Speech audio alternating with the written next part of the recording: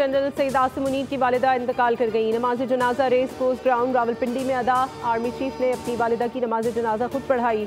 सदर ममलिकत आसिफ जरदारी, वज़ीर आज़म शहबाज शरीफ, वज़ीर दाखिला मोहसिन नकवी की नमाज जनाजा में शिरकत।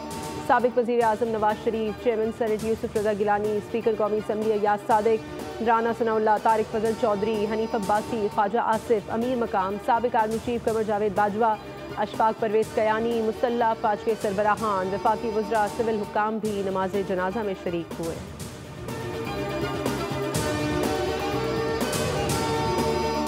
मलीर हॉल्ट पर वाटर टैंकर की टक्कर से जहां बहाक मियां बीवी और नौमौलूद की नमाज जनाजा अदा कर दी गई। मकामी कब्रिस्तान में आहूं और सुस्तियों के साथ सुपुर्द खाक। नमाज जनाजा में न मेयर आए, ना ही कोई वजीर मुशीर शरीक हुए।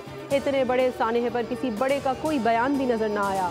अमीर जमात इस्लामी कराची, रुकने सिंध असम्बली मोहम्मद फारूक समेत बड़ी तादाद में इलाका मकीनों की शिरकत। जनाजे में शरीक लोग खुद पर काबू न रख सके। रिक्कत आमेज मनाजिर, हर तरफ सोग का समा। कातिल वाटर टैंकर ने गुज़श्ता रोज़ मलीर हॉल्ट बस स्टॉप पर मोटरसाइकिल सवार खानदान को कुचल दिया था।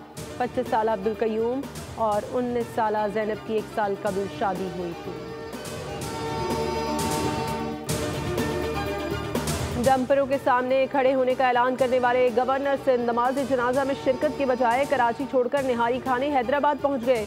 मीडिया से गुफ्तगू में फिर बयान दाग दिया। खुद को ताकतवर गवर्नर के तौर पर पेश किया। कहा, आपका गवर्नर कमजोर नहीं, अच्छों को नकेल डाली हुई है। शेरवानी सिलवाने वालों को सुला दिया है। हादसे पर बोले, कराची में जालिम टैंकर ने खानदान कुचला। जुल्म बंद करने में कौन कौन साथ देगा? आपका ये गवर्नर आपके साथ मिलकर आखिरी दम तक लड़ेगा।